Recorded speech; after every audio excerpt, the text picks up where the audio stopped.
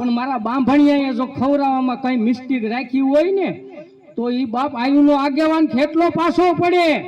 બાકી ખેટલાને એકવાર કહી દે કે એ ખેટલા બાપ હું ઊંધું જમાડું ને હમો જો જેમ ને બાપ જો આવકારો ન દે ને તો તું બાપ મારો આયુનો આગેવાન વીર વાસંગી ખેટલો ન કહેવાય બાપ. હે ખેટલો શું છે એ બાપ તમને નહીં ખબર હોય. આજ આપણી દેવસ્થાન હતી, આપણી માં હતી સાઉન્ડ ખોડિયા. હે એ બધી દેવસ્થાન બાપ ઢોલિયા બંધાઈ ગઈ હતી રાવણ ને. એ ખેટલો એક જ હતો આયુનો આગેવાન વીર વાસંગી. એક સૂતો હતો બાપ.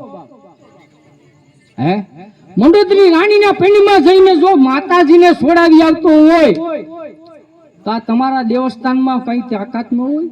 હે તમે બાપ એ આયુના આગેવાન વીર વાસંગીને ખેટલાને જમાડો તો ખરા ને બાપ. હે એને મનમાં સમરો એ ખેટલા અમારાથી કઈ પણ ભૂલ થઈ હોય એ અમારા માથા બરાબર, પણ આજ દાદા અમે તમને યાદ કરીએ. એકવાર આવીને પડકારો દઈ જાય. ઈ દાદાને મનથી યાદ કરો, બે હાથ ઊંચા કરીને ઈ દાદાને બાપ તમારે સમરવાના છે.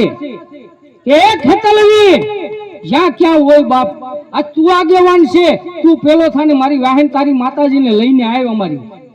હે એટલું મનમાં ધારો જો આયુનો આગેવાન વીર વાસંગી ખેટલો ન લઈને આવે ને તો આ બાંભડિયાએ વેચી નાખ્યો હોય.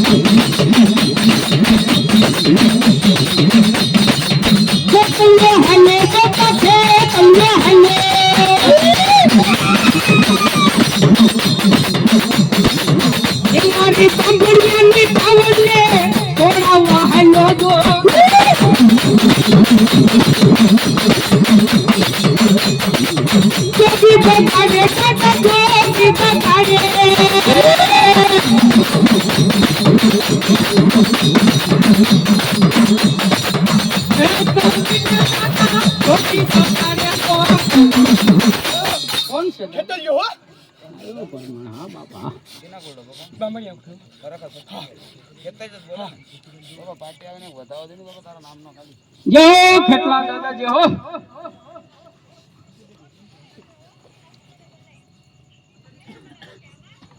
દાદા તો બહાર નો કોક ધર્મ છે, કઈ વાંધો નહીં. બહાર આપ્યા ને એના સાઈડ માં પાછું બીજો મૂકે બેની દાદા બીજો વગાડ વગાડવાનું તો બુધાવામાં ગામ કોઈ પણ થઈ જતું બીનું